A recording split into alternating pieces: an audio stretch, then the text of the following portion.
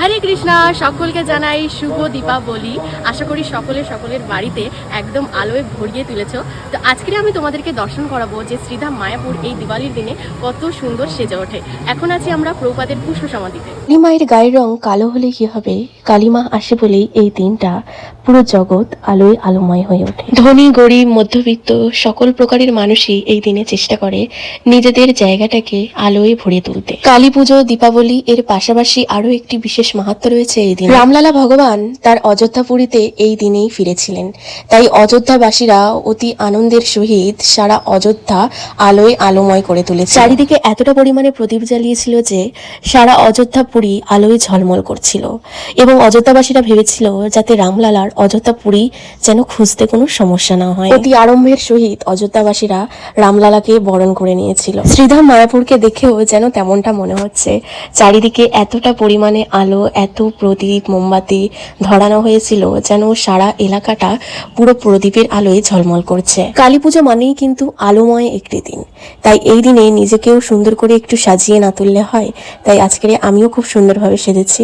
আসলেই কি আমাকে সুন্দর লাগছে তোমরা না হয় কমেন্ট বক্সে জানিও। মায়াপুরের আরো অনেক জায়গায় খুব সুন্দরভাবে সাজানো হয়েছে, বাট সব জায়গায় তো যাইনি।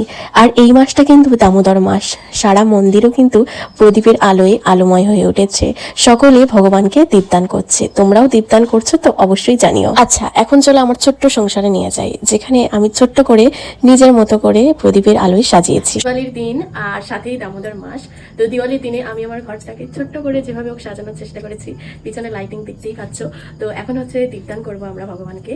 তো এই হচ্ছে ভগবান। নমামি শারম সচিদানন্দ রূপম লসৎ কুণ্ডালম গোকুলে ব্রজমনম।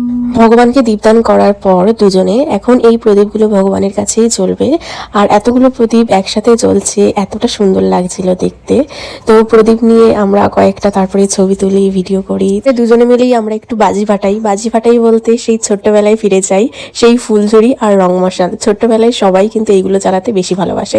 যত বড় হচ্ছি তত বিভিন্ন প্রকারের বাজি দেখতে পাচ্ছি, বাট ছোট্টবেলায় কিন্তু এই ফুলঝুরি আর রং মশালই আমাদের কাছে সবচেয়ে প্রিয় ছিল। আর সত্যি বলতে আমার এগুলো জ্বালাতে বেশি ভালো লাগে, কারণ শব্দ দূষণ বাজি আমার একদমই পছন্দ না পার্সোনালি। তবে ছোটবেলায় অনেক বোম ফাটিয়েছি, রিস্ক নেওয়া বাজিগুলোও ফাটিয়েছি, বাট এখন আর ভালো লাগে না ওগুলো। এই ফুলঝুরি রং মশাল জ্বালিয়েও আমাদের যে এত আনন্দ লেগেছে কি বলবো। দিওয়ালির দিন কিন্তু আমি এইভাবেই কাটিয়েছিলাম। তো কেমন লাগলো তোমাদের এই ভিডিওটা?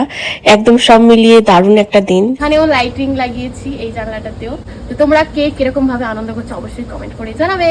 হ্যাপি দিওয়ালি, হরে কৃষ্ণা।